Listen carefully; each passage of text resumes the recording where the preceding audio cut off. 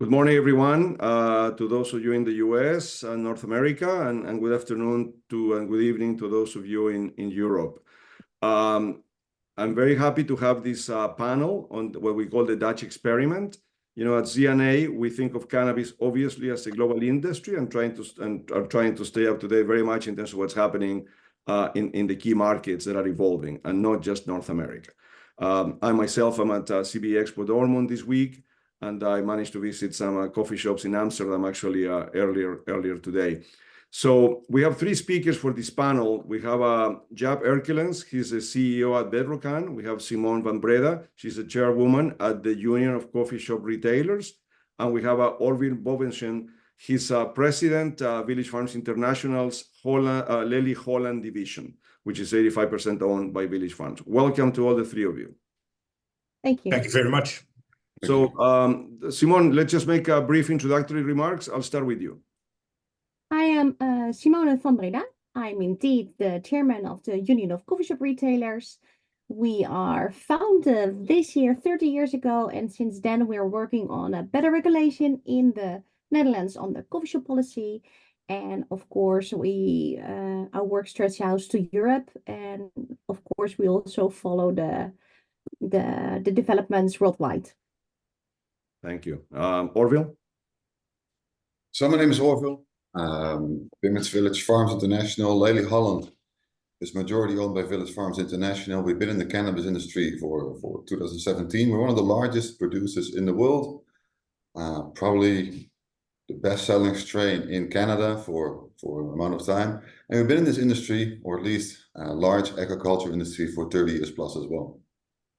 Thank you. And Jaap, please. Jaap Erkelens, I'm the CEO of Bedrocan. Bedrocan is the oldest medical cannabis producer in the world. We are a pharmaceutical company. We produce cannabis as both as a starting material, raw material, and API. We've been supplying the Dutch Ministry of Health now for 20 years, and we are still the leading producer of cannabis, medical cannabis, inside of the European Union. And so I know I will go into more detail as we go, but just for the audience, Jaap, when you say you supply the Ministry of Health in Holland, is that for re-export or also for use in Holland? Both. Okay, thank you.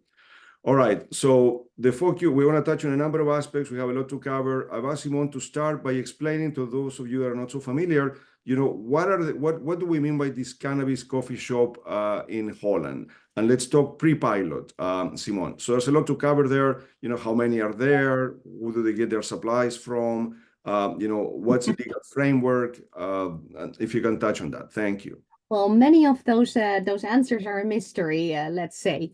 And it has to do with the fact that cannabis is still not legal in the Netherlands. And that's a fact. And most of people don't really understand that we're working with a tolerance policy. And under these strict policies where the coffee shops need to obey through, they are allowed to sell cannabis. By the way, they are not allowed to buy it. So I often say that we're turning water into wine if people ask how they come to our supply, to the supplies. But this is how it is. So when you walk into the coffee shop, maybe when it looks professionalized and you think it's a legal shop, it's still not. Not even after so many years. And do you have do we have a sense of how many coffee shops there are? And remind us, I think a lot of the consumption is more people buy and take away, right? I know we call them coffee shops, but there's not a lot of consumption going on in the shop itself. No, true. That's a funny thing because outside the Netherlands, a coffee shop is a place where you can drink coffee, of course. But indeed, in a coffee shop, the main turnover is, of course, from the cannabis, but in fact, the kind of the coffee shop is the horeca or the cafe for cannabis. So yes, people go there to take away, but they also go there to sit down and to have a good time together. Right. And do we have a sense, I mean, and the consumers that go there, they feel comfortable that the product, although we don't know the provenance of the product, and there's this gray area about the supply chain, We don't know if products have been lab tested, if they are good quality, but I guess the shops have to keep a reputation so a consumer trust what they are buying from those shops. Well, to be really honest, I often say, like, in the Netherlands, we have to do, or we are dealing with a professionalized market, an adult market, which is developed, but we're still in baby shoes according to the legislation. So if you look at these businesses and these business owners, they know what they're doing. They also have their way to control the product. So basically, the coffee shop is a safe place to consume and to buy your cannabis. Right. And a couple of more questions, Simone, before we move on. Of course. Go on. How many coffee shops are there in total that sell cannabis that we know? And are they licensed? Around 560, and yes, they are licensed, but it's not a real license. It's een gedoogverklaring. It's like how you translate this. It's a tolerance allowance or something. Right, right. And again, I'm sorry to ask you these detailed questions, but for those that are not familiar, right, what is the assortment like? I mean, do they have like white label, like house brand, or do they rotate their portfolio very often? What can you say about it? That's a difficult question to answer, because of course every coffee shop owner is free to do themselves. And we see over the years, we see some changes, but in fact, the coffee shop owner and the coffee shop is responsible for their own manual and also their own products from their back door, as how we call it. But it doesn't mean that because you cannot buy from, like, what's going to happen in the wheat experiment. That's something totally new, that you can buy maybe branded product because it comes from a certain producer. And in fact, this is, well, sometimes you see it, but it's also in a gray area. Right. And typically, what can I buy besides cannabis? I think they sell hashish and other products, or it's mostly cannabis? Hash is allowed, yes. And in some governments, you can also buy edibles, but there are differences in the different municipalities. Right. And last question, in terms of as a consumer, if I go and buy the product there, do they take my ID, or is it pretty much an over-the-counter type transaction? Well, of course, you have to be over 18 to enter the coffee shop. And in some municipalities, in some governments, you need to show that you're from the Netherlands to enter the coffee shop.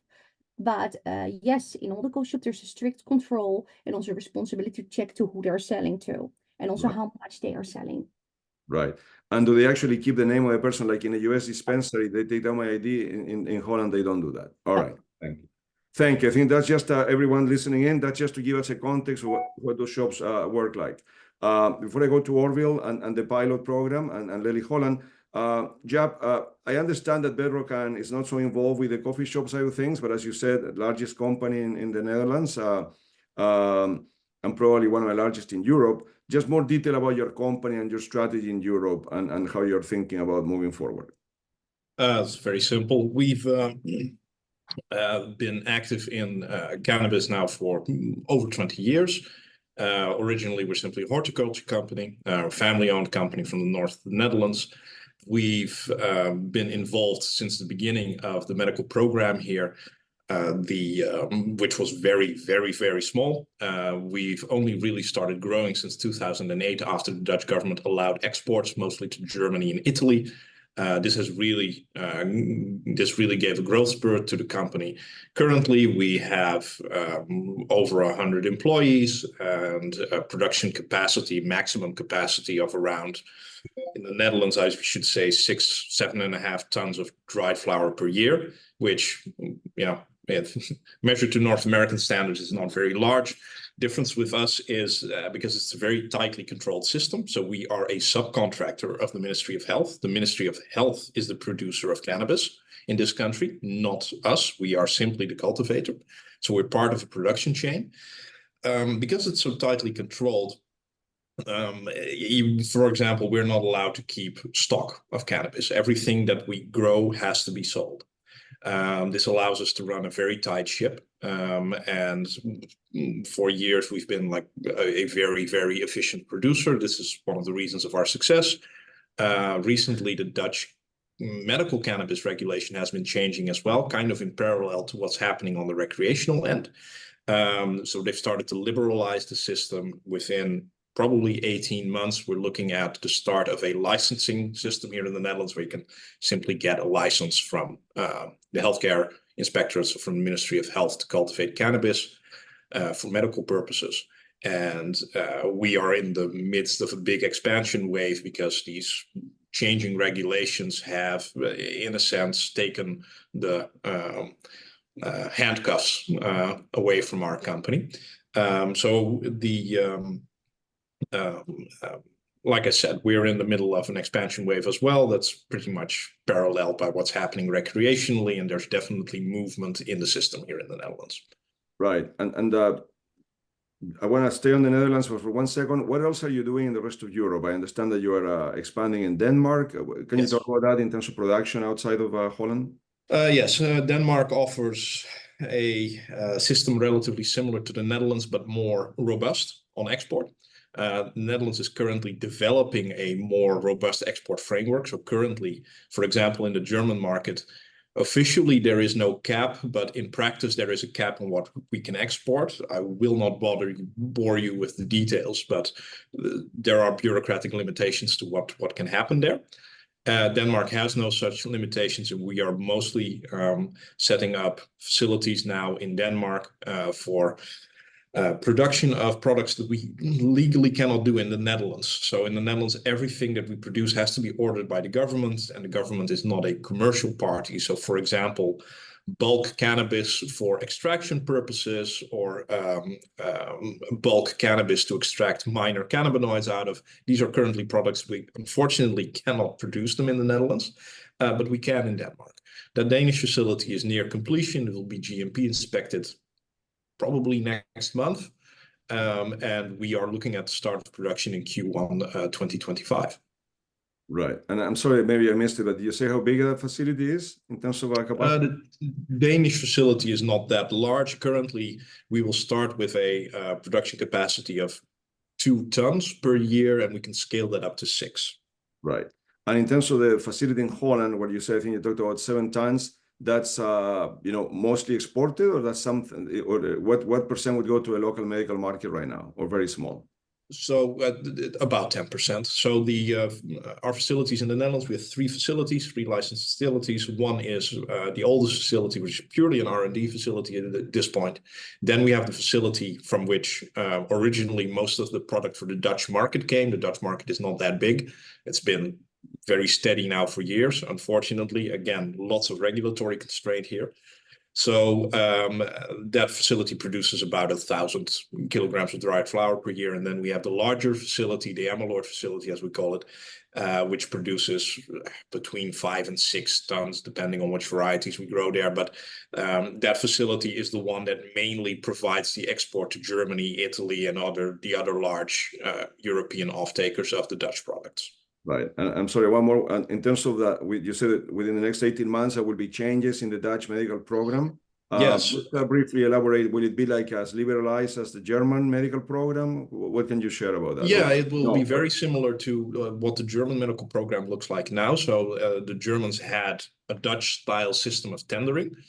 So we've had these tenders for the Dutch medical cannabis production for nearly 20 years. We constantly won it. We won the last one as well, together with another company, the government wanted the second grower. But it looks like it will be for nothing, because they will liberalize the system, meaning that not anybody, but you can simply get, you have to pass GMP inspection, and then you can get a license. You can also, in that future medical market, you can also import, or only local suppliers? You would be able to import, yes. We are looking on doing that ourselves, by the way, because outside of Europe, we are also expanding in Canada, and we are expanding bulk outdoor production in Suriname. So the South American country, the former colony of the Netherlands. Yeah, understood. Thank you. Orville, so obviously Village Farms through Leli Holland is one of the few licensees in the pilot program in the Netherlands. But let's start first, if you can, for the audience, explain the pilot program as you see it. Has it officially started? How will it work? How many producers are licensed, intermediaries? How many coffee shops are involved? Municipalities? What is the time frame for the pilot, and what happens after that? So I know there's a lot to cover there, But, and do we know why the government decided to implement this pilot program? So let's focus on the pilot, and then we'll touch more on Leli Holland. Thanks. Well, those were a lot of questions, Pablo. So let's start at the beginning. So we're one of 10 license holders. As we call it, the Netherlands is a limited licenses country. We compare that to the US, where we have limited license states. So there's a cap on the number of licenses that we have right now. So we're one of 10. How it all started, I think ultimately society had enough of turning water into wine, as Simone said, or wine into water, because I'm not sure which way we're going to go. And we have to find a legal way to look at, okay, how can coffee shops actually get into or get their hands on legal supply? And I think ultimately that drove the change. Now, for us, it's an amazing opportunity. It's an historic moment, I think, for Europe. For the first time in history, we get to grow legal cultivated cannabis and sell it in an existing sales channel. And for us, it's an amazing opportunity, like I said. So there will be 10 municipalities joining the experiment. We like to call it phase 1. We don't believe that it's an experiment. It's a phase 1. We don't think the government will ever go back on this. Phase 2 will be the opening to the entire country. There's about 80 coffee shops that are participating in phase 1, and they'll be forced. I don't like to use forced, but they'll have to buy from the legal supply. Right. So it's a big change for them. So currently we're in a transition period where the government says to the coffee shops that are already part of the experiment, or phase 1 as we call it, you can buy from the illicit market and you can buy from the legal suppliers. And at some point the government will say, from this point on, you can only buy from the legal suppliers. Now, what has taken so long, I know there's a lot of concerns with the coffee shop holder, which I fully understand. It takes a long time to build these facilities, right? We have several facilities. We have a 55,000 square foot high-end indoor facility in Quebec, but we also have a GMP certified 2.2 million square feet semi-closed greenhouse in Vancouver, Canada. And for the European viewers and listeners, that is 200,000 square meters. It takes a long time to build these facilities. It requires a lot of finance, and it's very complex to do, and that's why it's taking a long time. From my perspective, I think it's a good time that it's a good thing that the government, it's taking its time, because the consumer deserves the right product and the best product we can produce. If we have subpar quality, ultimately the consumer is not going to be happy, in either the coffee shop holder or the producers. Right. And just on the 10 licensees that you mentioned, to your knowledge, have they actually started selling? Because like you said, some of them haven't even built their facilities. Some of them are still finishing them. Has anyone started supplying the coffee shops, or the 10 licensees, none of them are up and running yet, to your knowledge? Yeah, some of them are up and running, and we're going to be up and running soon as well. I'm expecting to plant end of this quarter, but the facility is almost ready, and I'm looking to have our first sales in the first quarter of next year. So again, very, very excited. Right. And so far, from those, like you said, in the phase 1, there's also a transition period where those 80 or 85 coffee shops can buy from the, let's call it the gray market, and also buy from the licensed producers. But when do we know the cutoff date? When does the government say, now you only have to buy from these 10 licensees? Yes, there is a date, and it was supposed to be this month. I don't think they're going to make that. I don't think there's enough supply, or I don't think there's enough variety from a genetic perspective. Right. The Dutch consumer obviously is used to a certain segmentation, so they are used to a lot of variety in the coffee shops, and it takes time to cultivate those. This is not something easy. We've done it for a long time, but it's very, very complicated to do. If you compare it to a tomato crop, for instance, you plant a tomato seed once a year. A cannabis plant is 5 times a year. So it's very, very complicated, and it takes time to learn how to do this properly. Right. Yeah. And do you want to give more color in terms of Leli Holland's plans? And you said you won't be the first to market with product, but you're close to starting sales. So you'll probably be, I guess, one of the first 3 or 4 of the 10 licensees. If you can give more color in terms of Leli's plans. Yeah, so first sales expected in the first quarter of next year.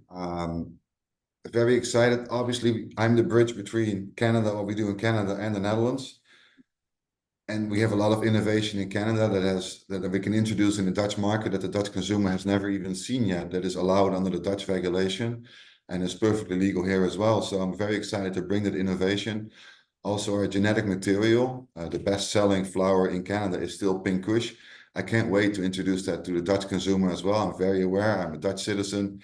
I speak the language fluently, so I'm very aware what's available in the coffee shops in the Netherlands. And I think the Dutch consumers will be delighted with the genetic material that we have lined up to be introduced on the Dutch market as well. And I don't know how much you can share here, but I'm sure you are finishing production, right? You will launch by the first quarter next year. But I suppose in the meantime, you are talking to those 80 coffee shops that you will be supplying soon. What type of feedback are you getting from them in general of what they may be looking for? I think Simone is probably better positioned to answer that question than I am, to be quite honest. The feedback that I'm getting is overwhelmingly optimistic. But with a slight concern, I'm going to be honest about that. They're concerned about the different varieties that they're going to have for the consumers. They're concerned about the production of hash. But they're also, some of them are very happy that it's finally happening, that they don't have to do business with the illicit market anymore, and that they kind of have fully regulated and tested and safe cannabis for the first time in history. Right, understood. Thank you. So Simone, just moving on into the pilot itself, do we know how Orville talked about phase 1? Do we know when phase 2 starts? How many coffee shops will be involved? Well, it's correct. They're supposed to start, I think, around 2 days ago. But like the beginning of last month, they introduced or they announced that it will be later. It is delayed. And it will probably in November hear more when it's going to be starting. And it will be, they wrote down that they monitor again how it's going with the varieties, the quality, how far the producers are. When 4 or 5 producers are ready, and then 6 weeks in front, the transfer to phase 2, they're going to announce the official date. Right. So there will be some time, and it will be time to prepare. Right. And just to be clear, in terms of, I think Orville said 10 municipalities were chosen, but all the coffee shops within those municipalities have to be part of the program, or Yes. there was also selection? No, all the coffee shops in one government need to join. It's mandatory. Right. And these coffee shops typically are owned, are they like mom and pop shops type of businesses, or are these chains? Can you give more color in terms of the ownership of this type of shop? Well, that's very different in every location, because, for example, some municipalities have only 2 coffee shops and they're family owned. You also see that there are some new coffee shops or coffee shops that are bought by older coffee shop owners, and then it maybe looks like a chain. So there are different, that's not really one type. I think it's just like any other regular business. Right, understood. And in the phase 1, why was Amsterdam not included? Well, this was a bit of a discussion, and the experiment is an outcome, or the experiment how it is now is an outcome from the previous government. Right now we have to deal with a new government with different standing points, definitely according to drugs and cannabis, if I can say so. Right. And this government was not so open for extending the cannabis experiment. Right, understood. So very honest. There was also, Bob, there was also a concern of supply, because Amsterdam, definitely. The larger municipalities, 130 coffee shops, would then suppliers or producers be able to supply demand. So there was a real concern. The discussion was to join with only the eastern part of Amsterdam, which was about 20 coffee shops. But there were a lot of concerns from these coffee shops, especially about American hash. This was a big topic in the discussion. But to be really honest, even if these coffee shop owners would have been totally happy to join the experiment, I still think it wouldn't have passed in the second chamber. Right. Because of how our political climate is at the moment. Understood. And just from a coffee shop perspective, if I'm an owner, I guess, Breda, I think, is one of the towns included, right? But I'm just wondering, if I'm a coffee shop, did I win the lottery, or is it totally the opposite? Am I happy to be part of a pilot as a coffee shop owner right now? Yeah, yes and no. There are a lot of concerns still from the coffee shop owners, and I agree with Orville. Some owners are definitely happy it's finally going to start, because they know already for a long time they're in the experiment and they are ready, they're waiting.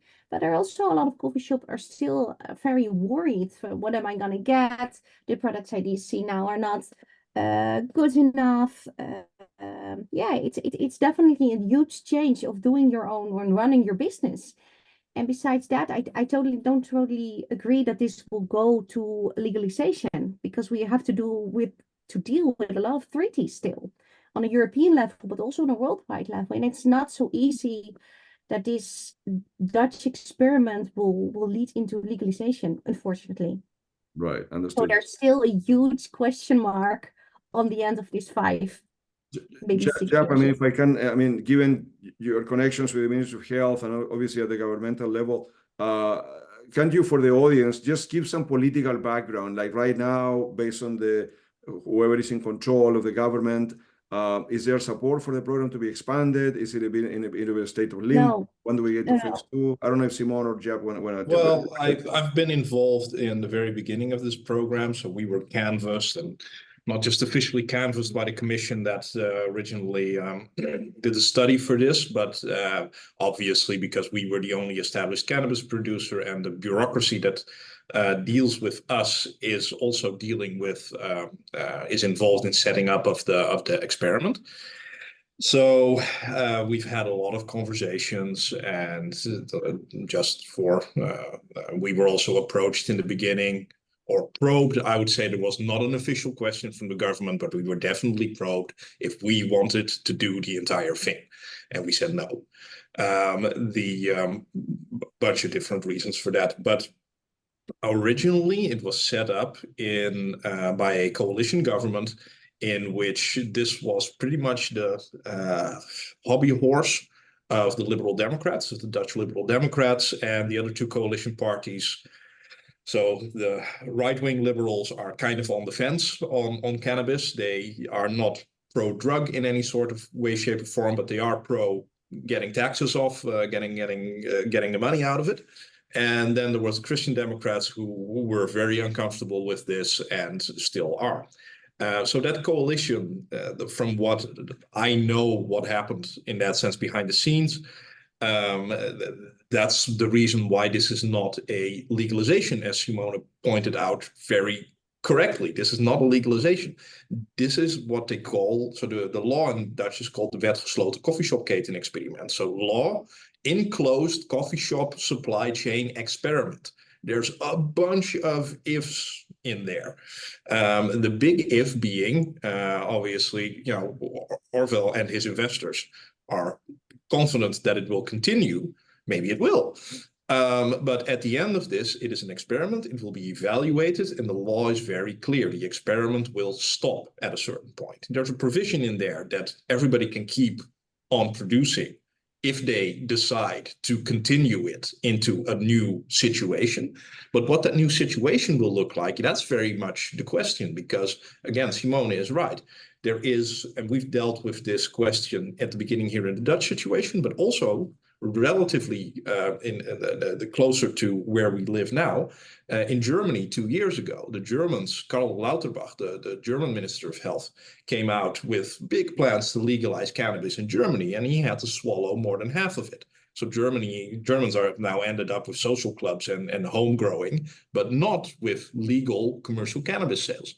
The reason for that is, different than in North America, both our countries are members of the European Union.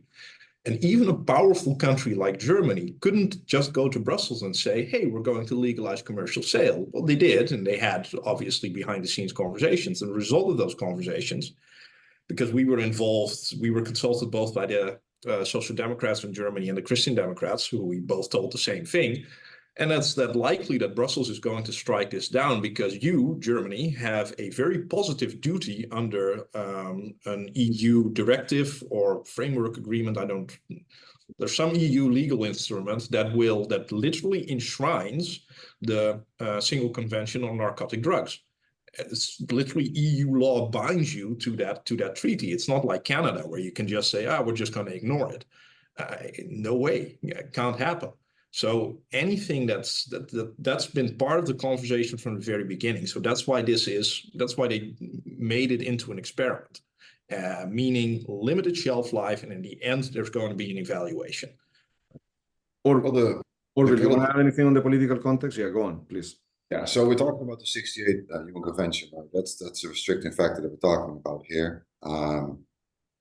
And there's exceptions to that, right? Medical production, medical export, medical import is an exception to it. And also the impact does it have on society? So what are you doing right now to circumvent the 68 Convention? Okay, if we legalize the production of cannabis, how does this impact society in a positive way? That's basically the Dutch government way to get around it. I personally, and we personally, do not believe that this toothpaste will go back in the tube. Germany is making moves. I agree with Jaap that the plans have changed, but the plans will change over time again. And quite frankly, I'm not so convinced that this Dutch coalition, the current coalition, is going to last. I'm actually surprised that it's been lasting for so long as it has been. So it's very difficult to predict the political future of any country, and I don't want to do that in any kind of way. But we're quite optimistic. We're quite positive. It is an historic moment. If you talk to people in society, and you explain the current situation in the Netherlands, no one really understands it. A lot of people go to Amsterdam and think they can smoke legal cannabis, then I have to explain, oh, it's actually decriminalized, but it's grown illegally. No one really understands it. And that's the sentiment of the market. And what's changed, that Canada has done it in October 17 of 2018. It had the same idea. We gotta get away from the illegal industry, the illicit industry. It is eating up police force for resources for something that is not really that damaging to society. Yeah. Simone, anything else you want to add on the political front? Well, on the political front, yes. I agree. I'm really curious how long this coalition will stay and how long it will maintain in the current state. But besides that, even if we would have a very progressive government, we're still bounded by these treaties. First, indeed, the Schengen Agreement, and then the Single Convention of Narcotic Drugs.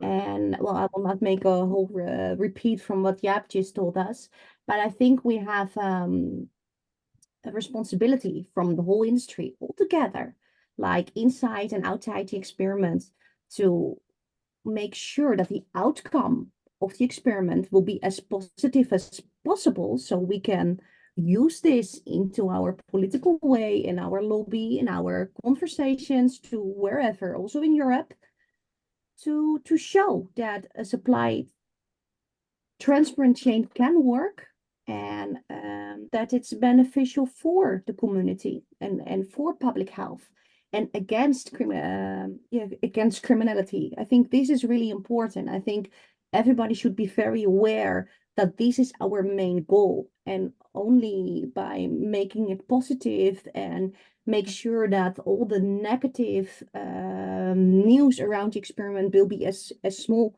as possible, and to make it a positive experiment and experience. Understood. Yeah. Look, we want to move on to make predictions here, but Orville, I want to come back to you. If we can discuss economics a little bit based on what's possible, right? If I'm a coffee shop owner right now and I'm buying from this great supply chain, what type of prices am I paying? I mean, do we know what's the wholesale price for flour? I know it's a gray market, so it's a black market, so maybe we don't know, but that's the first question. Do we have a sense of that? And is the assumption, obviously, that licensees like yourselves, the legal ones, will be able to compete with those prices, right? Can you touch on that if you can? Yeah, it's very difficult, again, to predict the future for pricing. We're quite comfortable where we sit in the Netherlands compared to our Canadian market. I know what the coffee shops in the Netherlands on average are paying. If you look at the current selling price, let's assume across the country, across the phase one, it is similar. It will be around 10 euros a gram. And within that price point, we should be perfectly fine to operate, and for both the retailer and the producer to make sufficient margin. Right. Okay. So then when you said 10 euros per gram, of course, that's a retail price point, right? Yeah. That's a retail price point, yeah. What would be your best guess in terms of what's your cost? You know, they're paying 3 euros per gram, 4. I know it's hard to say, but just rough. No, it's not that hard. I know the exact numbers quite well. It depends a little bit on the quality. And it depends on the input material, where it's coming from. But it ranges from anywhere to 5 to 13 euros a gram, being the acquisition price for the retailers right now. And then obviously when you buy it at the higher end in the coffee shop, you would sell it for much more. Right, but typically they would double the money, so they buy at 5, sell for 10. I mean, what would be a right metric to use? That would be a safe assumption to make, yes. Right. Simone, anything you want to add on the economics at the coffee shop side? Yes, I think what we should, and that's a little bit what I said earlier, we have always to keep in mind that we have the common responsibility and that our competition to the black market, to the illegal market, is really important to be aware of it. Because this is the whole setup from the experiment, that we will make the illegal market smaller. So also with a price pointing and retail prices, cannabis should be accessible for all the layers of the society. Right. I think this is really important. Look, this is a bit of a general question, but you know, I could make the argument that, I mean, most other European countries are very focused on their medical programs, right? At very different stages of development.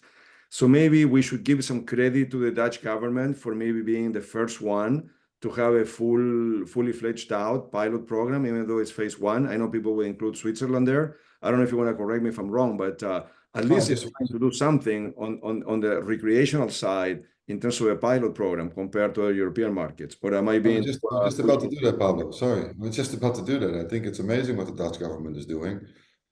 It takes a lot of courage to do so, and it takes courage from the government. It takes courage from the coffee shop owners. It takes courage from the investors and producers that are willing to do this, and it takes courage from the consumers to make a conscious decision to move to legally produced cannabis. And as an example, what I think the Dutch government is doing amazingly, there's no taxation for the duration of phase 1. So it gives the business a real opportunity to compete with the illicit market on both sides. Otherwise, if you're like Canada and you're overtaxed, it becomes very difficult to compete. So I think the Dutch government is actually doing a great job. Well, 10 euros a gram, that should competing should not be that hard. And just a small note on the economics. Anybody investing in this in the first few years, look, it's not a bad investment. The prices in the Netherlands are currently basically decided by the black market system. And nobody is dumb enough in the beginning to start any sort of price war with this. Why would you? You want to supply good quality at a price that the consumer is used to. Economically, the program, to me, as a cannabis producer, seems very viable. That's mostly the experiment phase. Even producing under black market prices here in the Netherlands should be quite easy. My prices, for example, like one of the reasons, so one of the things we do in the medical cannabis program, because cannabis is not being reimbursed by the Dutch insurance companies anymore. So we make sure that the pharmacy cannabis, anything you can get on recipe, is much, much cheaper than what you can get in a coffee shop. So the pharmacy prices here in the Netherlands are €6.50 per gram, if I'm not mistaken. In any case, in the beginning of this system, you know, there's definitely a chance. So anybody investing in this, you know, 4 to 6 years is about the runtime of the experiment. Usually the return on investment for any investor is about 5 years. The margins in the beginning will be good, definitely. The question obviously being like, what's going to happen afterward? I have no dog in this fight, by the way. I'm just asked for, Pablo just asked me for my opinion. So I like the answer, so keep on going. So I have no dog in this fight. The only issue obviously is that if Orville hopes it'll be legalized at the end, I have my doubts. My guess is that if it's a successful experiment, they'll continue it in a way. They'll end up just tolerating the producers.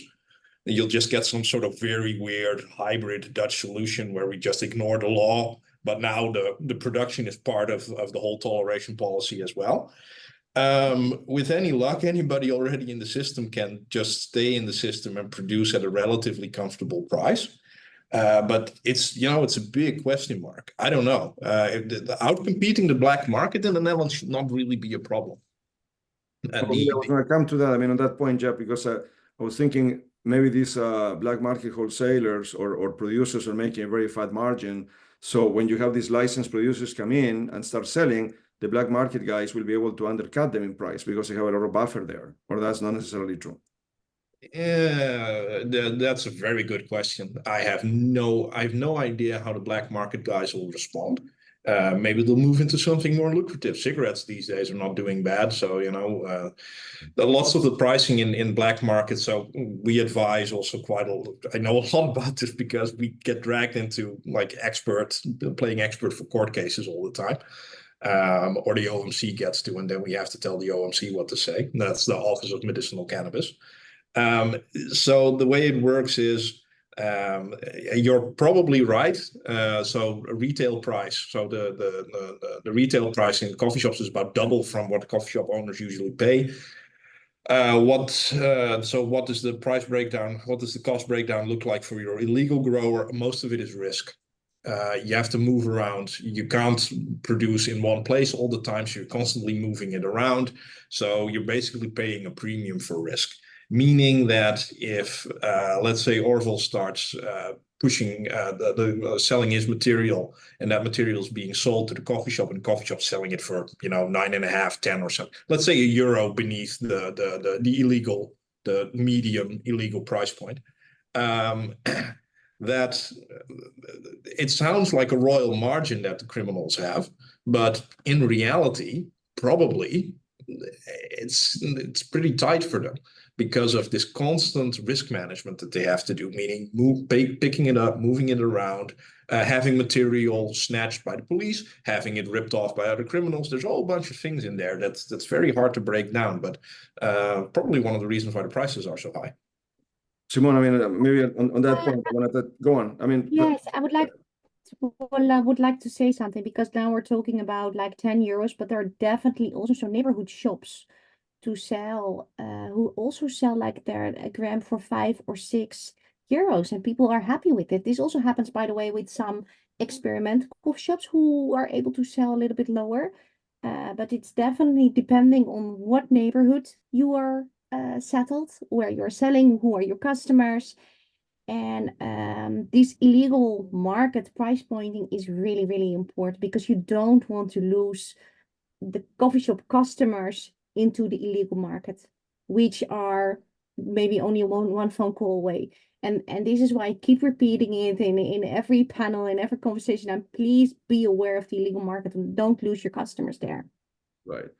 Look, on the coffee shops, Simone, if I can ask, obviously the coffee shop owners know who they are buying from, right? And the supply is a black market, is gray, but they know who they are buying from. Is a lot of the products sold there actually grown illegally in the Netherlands, or is it being imported illegally from other countries? Do we know that? I can definitely not say something about that because I'm not involved, so I don't know. But yes, no, have a look at the menus of the coffee shops. It's right. Well, I mean, I do have pictures that I've taken from menus of coffee shops. I mean, there's no way for me to tell where the product is coming from, right? True. But this is basically the system right now. Right. Most of the flowers come from the Netherlands. Most of the hashish comes from abroad, roughly speaking. And this is not me saying it. This is the Trimbos Institute, which does most of the drug monitoring here. And Orville, on that point, Orville, in the future, when I go to a coffee shop that has a blend of, I guess, gray market product and let's call it Leli, Holland and other licensees products, as a consumer, I won't know what's legal and what's illegal there, right? Or will I? Yeah, I think we're going to take it back a couple of steps. So the margins are very, very healthy for the duration of phase 1, especially phase 2, and if the total country legalizes, you can only imagine that the existing producers that are limited have existing experience, so they're going to have a heads up, and they're going to have an advantage if other producers get to market. Secondly, I think we can't take away that you got to look at the quality. What the biggest problem is with the Dutch illicit market is that they're always in a rush, so they're going to use accelerators to accelerate the flower period, because they need to harvest fast. And like Jaap said, you got to move around, but the risk of being caught by the Dutch government are fairly high, and the fines are extremely high these days. It's not that simple anymore. So for the first time in history, we could actually take the time to produce and to give the strain or the genetic the time it needs to grow, to produce the highest quality. So again, it's a quality conversation. And to Simone's point, if you have a gram that's grown or sold for 5 gram, that is subpar quality that we're going to produce. It is inferior to the more expensive quality and the more expensive product in the shops right now. To answer your latter question, it always depends on where the oversupply sits globally. It is a delusion to think that all the flower is grown in the Netherlands. A lot of the flower is actually grown outside the Netherlands and being shipped to the Netherlands. As we see a lot of the Canadian product ending up in the Dutch coffee shops right now. Yeah, So but this is Really? Go on. Sorry, but yeah, sorry to interfere, but I think we should be very careful with saying those things like mostly is imported, because we don't know. Nobody knows exactly. Otherwise, there would not be any cannabis inside the coffee shops. And I also think that we should not say that the quality will be much better. Of course, there's much more time to produce legally, but right now the quality in some coffee shops, not all the coffee shops, is very well. They are doing, some coffee shops are here already for 30, 40, 50 years. They know their backdoor, they know their suppliers, they know where it's coming from. And they will definitely don't do things that will harm their customers. And I think this is really important to state it. Because this is how it is. And in the end, we also have to be grateful for these owners who are already 50 years fighting for this cannabis policy. Well, I'll make a little bit of a counterpoint here. Go on, can I just jump before you jump? I mean, I suppose as a coffee shop owner, I have to take care of my customers, right? I have a reputation to keep. I want them coming back, so I have to somehow control my supply chain, right? I don't want to. I mean, that's obvious, right, Simone? I will assume on the coffee shop owner side. Yes, definitely. Like how I know the coffee shop owners and definitely the one who are a member of the BCD or the coffee shop union. They are responsible owners. They are involved. They're talking with the government. They take care of their products, what they have in the coffee shop. If there is something going on, they are the first to warn their customers. So they're definitely taking care of their products, and the first thing is the safety of their customers. Right. Jaap, I'm sorry, I interrupted you. Go on. Yeah, no worries. One of the reasons that I like joining these panels is always to make the point of separating medical from recreational. One of the key points that I have in my home market, the Netherlands. Like I said, I have no dog in the whole recreational fight. Whatever happens, there happens. I'm generally happy with that. A lot of the recreational customers do not misuse the medical system in the Netherlands. That's one of the reasons why I have no problem with the coffee shops as is. The other side of that medal is that there's still medical patients, and this is not the fault of the coffee shops. This is simply the way getting prescribed cannabis is still difficult in the Netherlands. So you still have medical patients ending up in the coffee shops. So for years, we've monitored quality of coffee shop product. And Simone is right. There's plenty of coffee shop owners that do their work in that sense, and that don't want to harm their customers. There's also plenty of them who do not give a flying F, and that's being mild. So we've tested material that we found synthetic cannabinoids in, pesticides up until out of the wazoo, even things like broken glass and lead, simply to make the product heavier. So there's definitely bad faith actors in the entire sector now. So that's what the whole law is now meant for, to root those sort of practices out. And the coffee shop owner sometimes also sells things that, how the hell is it? In some cases, the coffee shop owner, how much control can he exercise over his supply chain? Not much. With this new system, that's the whole idea of changing it. The supplies become much more reliable, and there's quality control and everything. So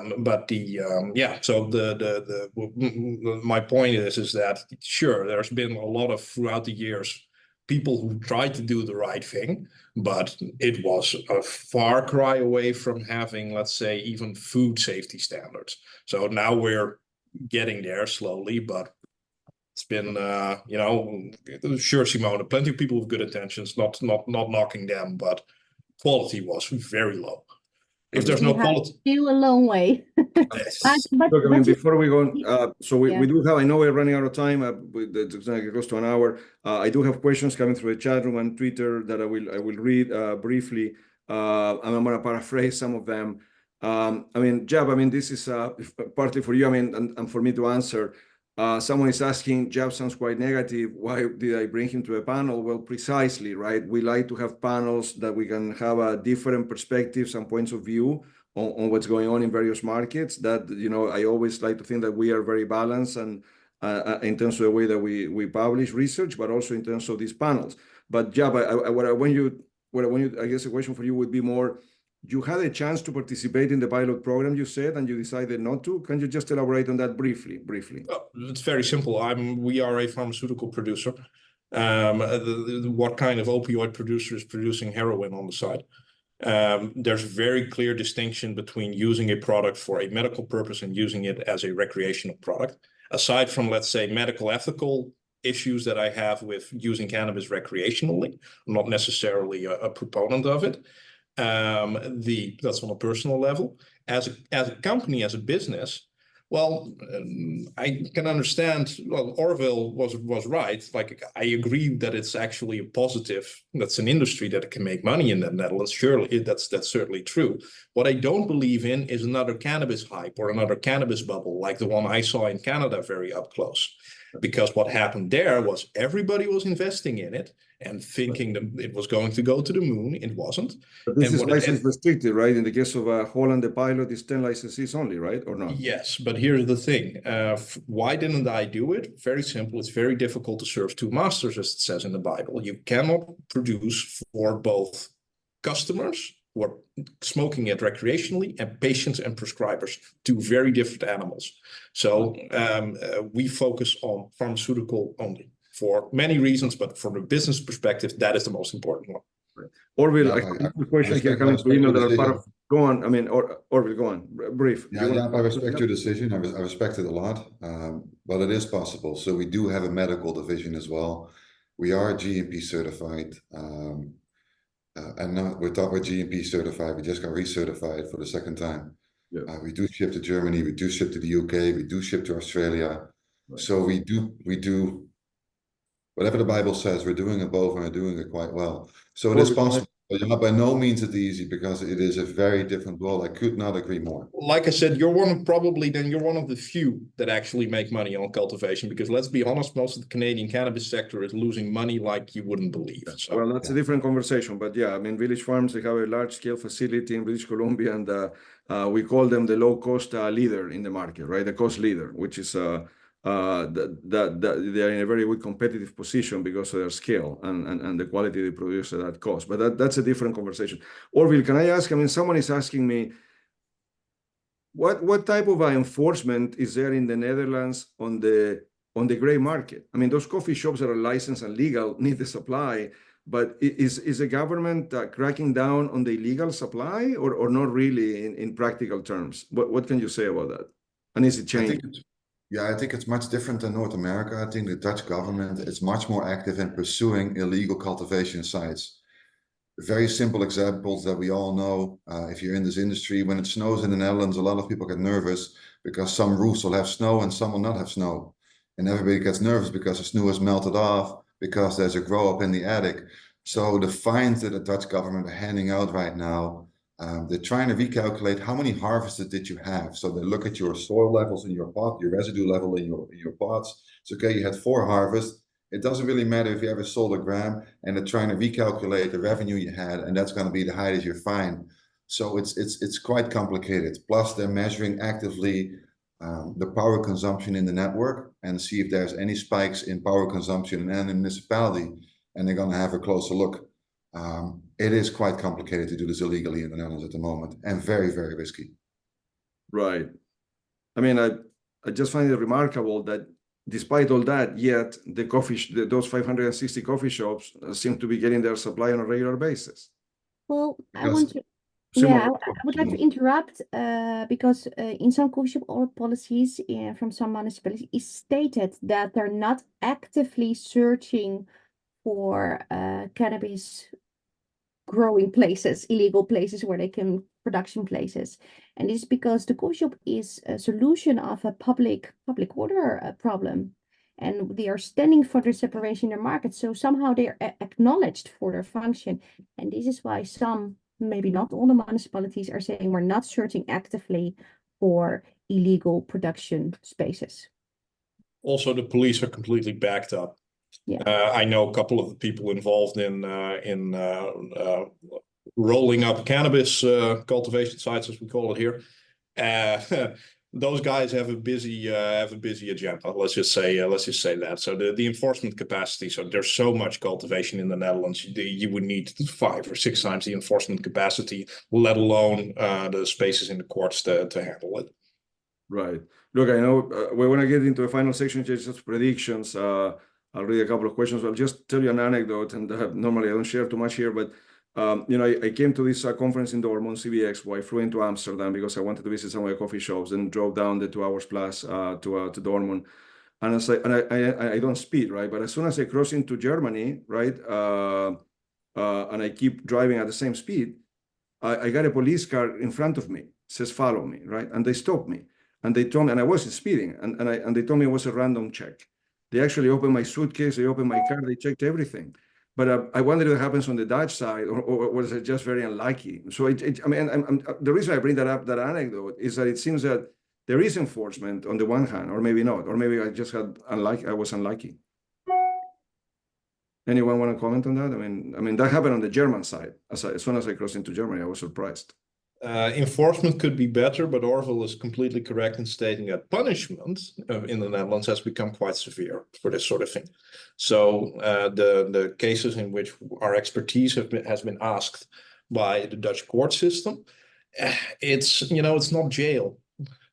It's the field. It's the tax inspector. Look, if you are caught cultivating cannabis, then you are for life. You have a problem with the tax services here. They're just going to come after you hard, and they're just going to slap a number on there, which may or may not be reasonable. They'll just use some sort of formula and say, well, you've cultivated, we think, about 1,000 kilograms of cannabis, so you owe us €500,000. And that's